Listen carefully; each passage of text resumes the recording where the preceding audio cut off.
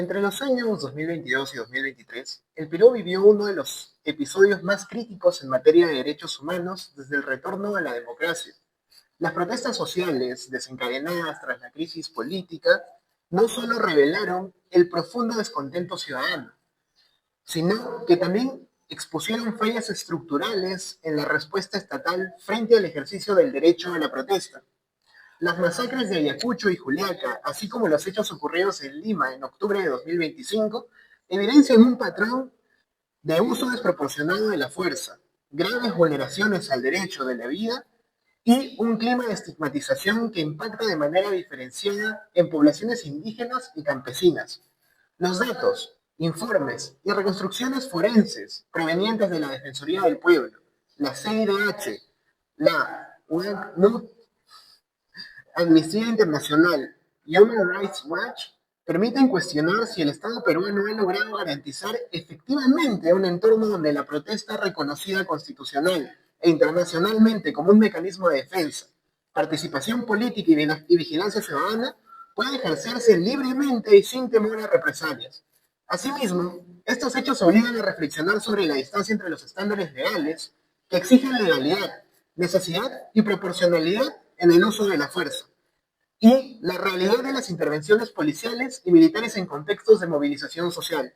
A partir de esos acontecimientos, el análisis invita a revisar no solo las responsabilidades del mando, político y operativo, sino también las raíces estructurales que graban la conflictividad, como el racismo persistente, el terruqueo como herramienta de estigmatización y la débil institucionalidad estatal en materia de prevención, diálogo y rendición de cuentas. Este episodio propone examinar cómo estos elementos se entrelazan para restringir derechos fundamentales y qué avances son necesarios para construir un país donde la protesta sea entendida como un pilar democrático y no como una amenaza al orden público. Bienvenidos, bienvenidas y bienvenidas a Humanizando Derechos. Mi nombre es Pedro Guayán. Soy estudiante de Derecho en la PUC del equipo de Derechos Humanos. Es un gran gusto tenerlos aquí presentes.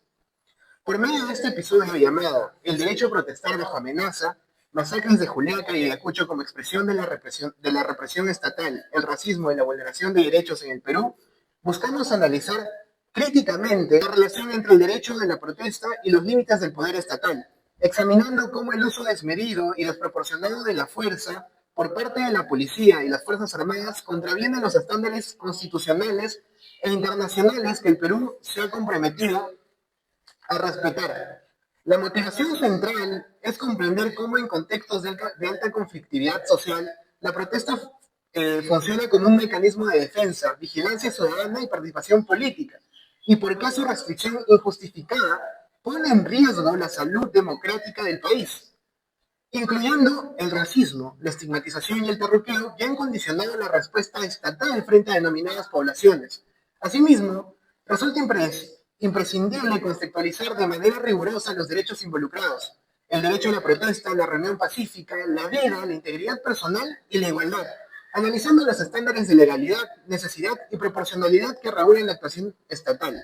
Finalmente, este episodio se propone reflexionar sobre la obligación del Estado peruano de garantizar un entorno donde la protesta pueda ejercerse sin temor y sobre cómo los hechos recientes evidencian la necesidad urgente de fortalecer las instituciones, mejorar los protocolos policiales, combatir la impunidad y reconstruir la confianza entre ciudadanía y autoridades, en un país donde protestar puede costar la vida.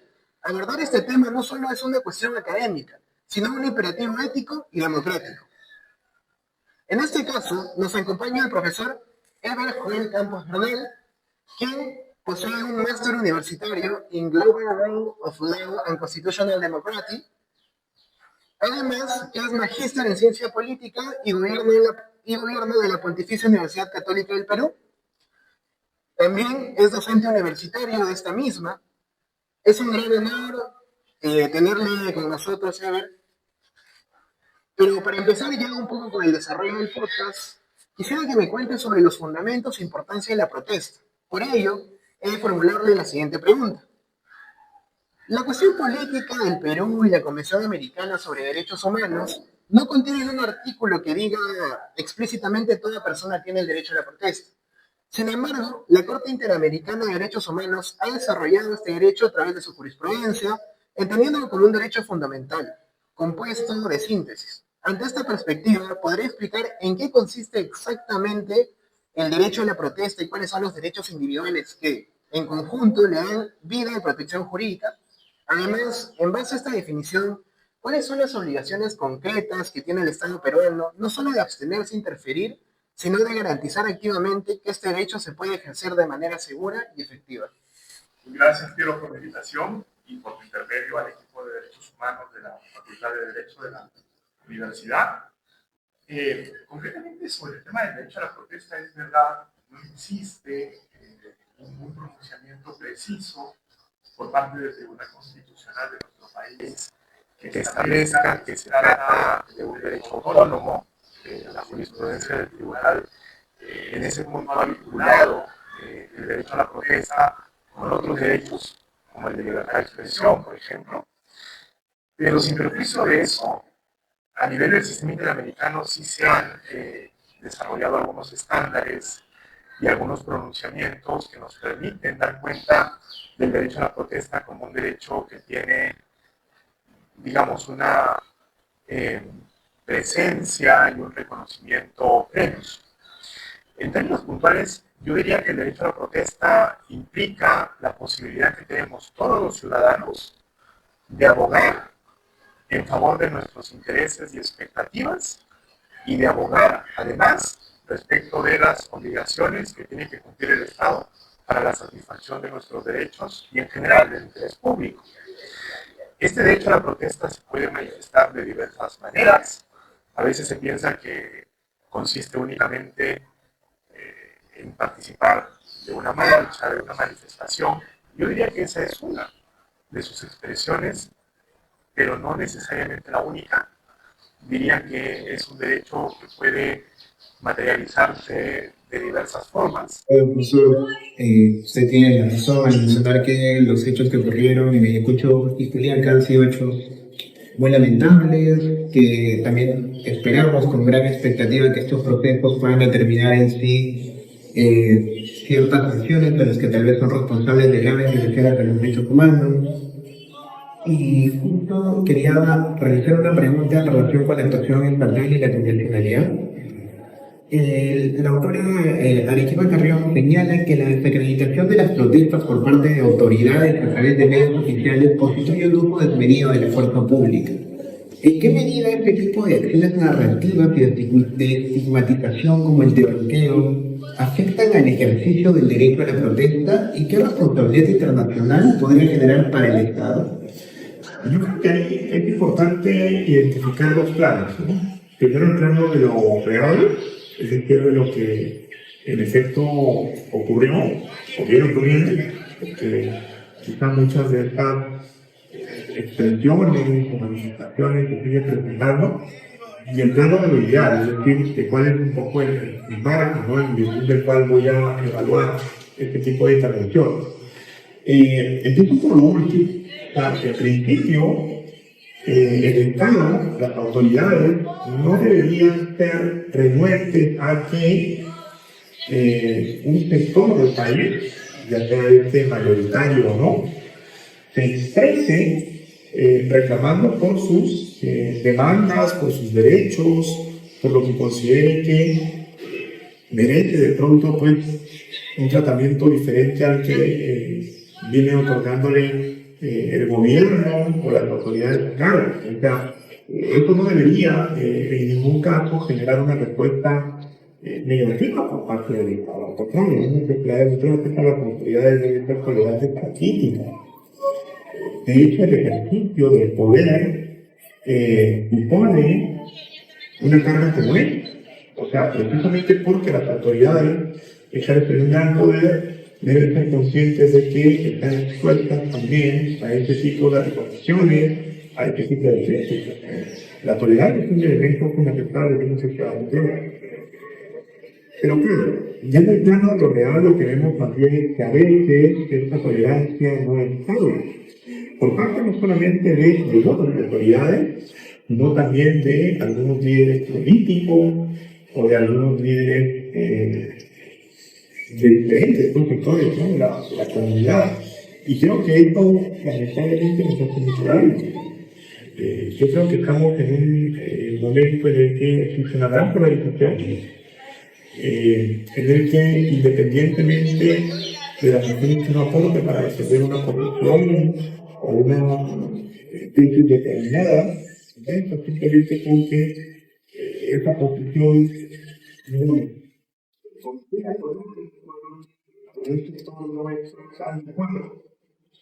por diferentes razones, para que automáticamente aquel que defiende esta posición sea tildado de algo en particular.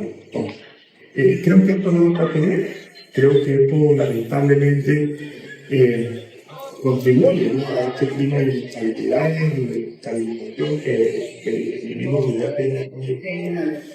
Y ojalá que algo que cambie en el futuro próximo. Bueno, continuando con la misma línea de acción estatal y convencionalidad, el derecho a la protesta tiene un carácter relacional, como lo mencionamos al inicio. Está contenido también el derecho como la constitución política.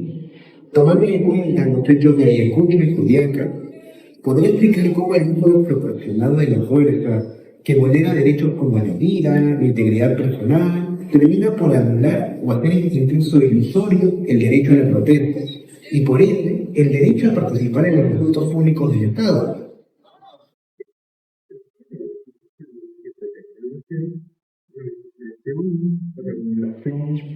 Desproporcionada de cualquier derecho limita de esa manera el ejercicio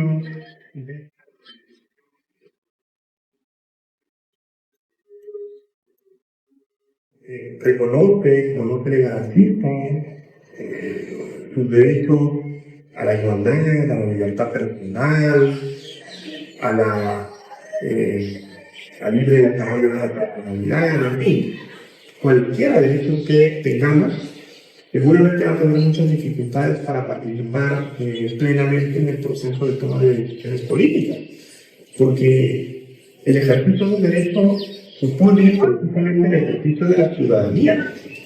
Entonces, cuando nuestros derechos son conculcados, son limitados de forma arbitraria, indirectamente se pone en cuestión también la manera en cómo nosotros ejercemos la conciencia ciudadana, es decir, cómo nosotros nos aproximamos a este proceso de toma de decisiones políticas, al cual en principio estamos precisamente legitimados a concluir, ¿no?, con base en esta idea de autogobierno popular. Entonces, yo diría que este es un tema que va más allá solamente del derecho a la protesta, que sobre todo el derecho a la protesta, pues también tiene un impacto, ¿no? Pero diría que esta lógica transciende en realidad a todos los derechos, ¿no? Rector, esta calificación, también explicar cómo esto podría trascender a los demás derechos, además también explicar cómo esta desacreditación, esta estigmatización sirve para aumentar, incentivar esta polarización política que estamos viendo actualmente, desincentivar también a la población, a los jóvenes, porque actualmente estamos teniendo cifras altas de jóvenes que cada vez más se unen al bando político, que no quieren meterse tal vez en política, que tal vez no puedan dar su opinión. La siguiente pregunta que voy a formular es la relación sobre la cadena de mando y la investigación. La CIDH y Amnistía Internacional exigen investigar la cadena de mando, incluyendo a quienes planificaron, ordenaron o toleraron el uso de fuerza letal. Considerando los pagantes desiguales reportados por la Fiscalía, ¿qué órganos específicos identifican el sistema de justicia peruano para determinar las responsabilidades de mando, tanto políticas como operativas, en casos de represión estatal? Pues yo diría que es una pregunta muy difícil de responder, es decir, lo que ocurrió en las protestas de principios de 2023 se encuentra en investigación, que ha dado paso a un proceso complejo, que como decía hace un rato todos seguimos con expectativa, porque lamentablemente significó un precedente muy grave, no solamente para la vigencia de los derechos o la institucionalidad democrática, pero no diría yo para nuestra propia manera de resolver nuestras diferencias, ¿no? A cómo nos acercamos a escenarios de conflictividad, o sea, qué herramientas tenemos para superar situaciones de esta naturaleza. Entonces, claro, en un contexto como este, lo más importante es preparar es decir, que la justicia nos da una respuesta primero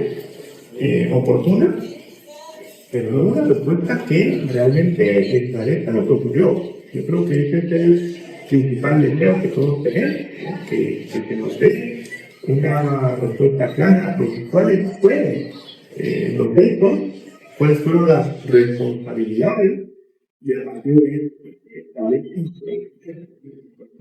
creo que eso es lo que todos esperamos y en particular el deseo que yo tengo es que ocurra muy pronto. Gracias por la respuesta. También queda muy claro que todos esperamos una justicia la cual esclarezca estos hechos, como usted menciona, la cual también se acelere para las víctimas y la cual permita a nosotros como ciudadanos analizar la situación, la realidad y ver tal vez cómo esta se puede conectar con problemática de la vida cotidiana. Sobre la proporcionalidad y efectividad de las políticas, ¿qué podría decir frente a los hechos de violencia aisladas en las protestas?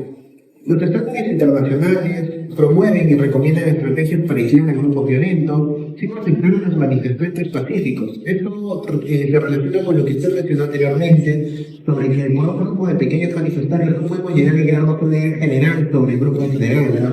Sobre el poder ejercer en la masa mayoritaria. Es por ello que le pregunto, ¿qué normativa al uso directo e indiscriminado de la fuerza podrían haberse aplicado en diferentes eventos de protestas ocurridas en el país? Y tengo notado que mundial de las protestas de octubre de 2025. ¿Y por qué que no se implementaron? Establecidos en la ley. ¿No? Hay una norma que regula el uso proporcional de la fuerza. Porque a veces un poco lo que se dice, la policía no puede hacer nada si es que alguien los ataca. Eso no es verdad. Realmente la policía tiene la posibilidad, y yo diría incluso hasta la obligación de repeler un ataque directo. Lo que no puede ocurrir es que sea el primer recurso. ¿Sí? O sea, si estamos en una protesta pacífica donde algún participantes de manera aislada o incluso un grupo de manifestantes de manera aislada hacen uso de métodos violentos, eso no descalifica la protesta. Y ahí naturalmente la policía tiene que intervenir. La policía tiene diferentes herramientas para lograr ese efecto, ¿no?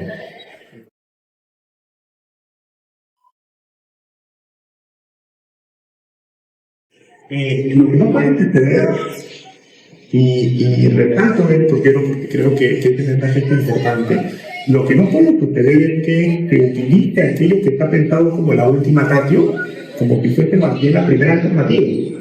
Y la última ratio es el uso desproporcionado de la fuerza del Estado. ¿Sí? O sea, la policía, por ejemplo, no puede hacer su actividad. La policía, por ejemplo, no puede para detener indistintamente pues, a cualquier manifestante, ¿no? Naturalmente eso constituye un abuso, constituye un exceso, y además eso no es lo que prevé la ley. Y además, porque esto también es importante resaltarlo, y eventualmente, en el marco de una protesta, algún manifestante agrede a un policía al punto de poner en riesgo su propia vida, pues naturalmente el policía puede repeler ese ataque. Y que esto lamentablemente tiene una consecuencia fatal, pues, digamos, eso estará previsto en la ley, ¿sí? Pero me parece que los escenarios en los que nos hemos movido no son precisamente esos. Por eso desde hace rato, ¿no? Lo que necesitamos es un esclarecimiento de hechos. Y eso creo que además va a contribuir a fortalecer la propia posición de la policía. Porque aquí no se puede generalizar la actuación de todos los manifestantes, tampoco se puede generalizar la actuación de toda la policía, que cumple un trabajo muy esforzado y muy derecho para garantizar la seguridad de todos. Yo creo que es importante que se distinga quiénes hacen bien su trabajo y quiénes eventualmente no necesariamente lo hacen bien. Así como es importante distinguir entre manifestantes que ejercen legítimamente sus derechos a la protesta pacífica y aquellos que no. Porque creo que esta es la única forma de precisamente encontrar a quienes cumplen una labor destacada y también pues, evitar que quienes no recurran a este tipo de prácticas. Bueno, profesor, muchas gracias por la respuesta. Y para culminar, quiero hacer una pregunta relacionada a una reflexión.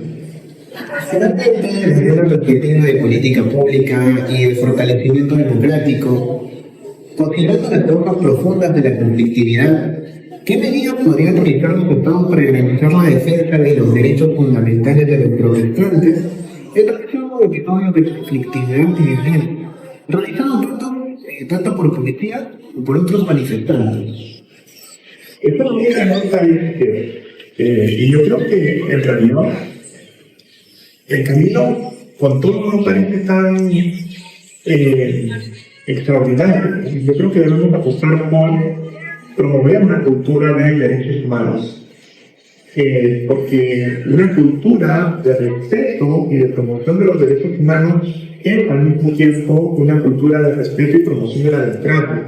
O sea, los derechos son una precondición para el funcionamiento de las instituciones democráticas. Y yo creo lamentablemente, sobre todo en este último tiempo, de que eso se ha debilitado mucho. Hasta hace un tiempo habían algunos consensos, algunos acuerdos mínimos acerca de cómo entender el rol del Estado en materia de protección de derechos humanos. Pues tal parece que estos acuerdos, por alguna razón extraordinaria, quizás por este clima de polarización política en el que nos encontramos, se ha perdido. O sea, ahora parece que no está tan mal visto decir, por ejemplo, que el Estado puede desconocer sus obligaciones internacionales en materia de derechos humanos, que algunos excesos se pueden justificar y es que hay fines prácticos mayores, en fin, muchas cosas que hasta hace un tiempo pues eran entendidas como líneas rojas que se han atravesado, ¿no? Yo creo que deberíamos reflexionar al respecto y deberíamos seguir apostando por una cultura de promoción de los derechos, que creo que es la única manera de fortalecer también la institucionalidad democrática del país. Bueno, queridos oyentes, este es el final de la entrevista con el profesor Eber Campos. A medida de cierre, quisiera mencionar algunas preguntas, algunas respuestas tal vez, y tal vez invitarlo a ustedes a la acción a través de una reflexión abierta. El análisis presentado en el episodio evidencia que el Perú aún enfrenta graves desafíos para garantizar plenamente el derecho a la protesta y proteger a quienes ejercen su legítima participación en la vida pública.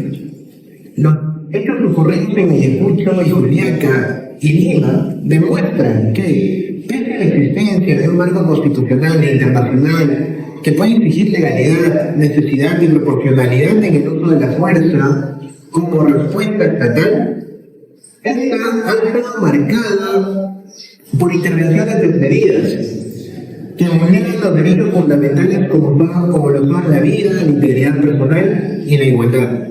Estas vulneraciones no son hechos aislados, sino manifestaciones de problemas estructurales que incluyen deficiencias en la planificación operativa, ausencia de protocolos estrictos, impunidad persistente y en muchos casos la presencia de estigmatización y prejuicios raciales. La revisión de los informes de organismos nacionales e internacionales permite concluir que el Estado tiene todavía una tarea pendiente: asegurar que la protesta sea un espacio de protección y no de riesgo, y que las instituciones encargadas del orden público actúen de manera compatible con los estándares democráticos, el orden legal y que actúen de una manera proporcional. Como ciudadanos podemos contribuir informando participando en debates fundamentados con evidencia y promoviendo enfoques que balanceen la seguridad ciudadana en protección y rehabilitación del no y los adolescentes.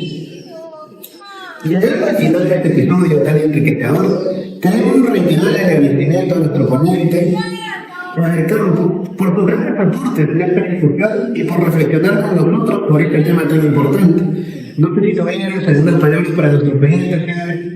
Bueno, primero agradecerle por la invitación. Creo que este es un gran espacio precisamente para insistir, ¿no?, en esto que desde hace un momento de la cultura de los derechos y de los buenos efectos que nos generan. Muchas gracias. De igual manera, también agradecemos a nuestros oyentes que nos han estado acompañando en esta oportunidad y cuya atención nos impulsa a seguir humanitarios realidades en esto. Y les invitamos a escuchar los otros episodios de nuestro podcast Humanizando Derechos para seguir aprendiendo sobre la cultura jurídica en temas y problemáticas coyunturales.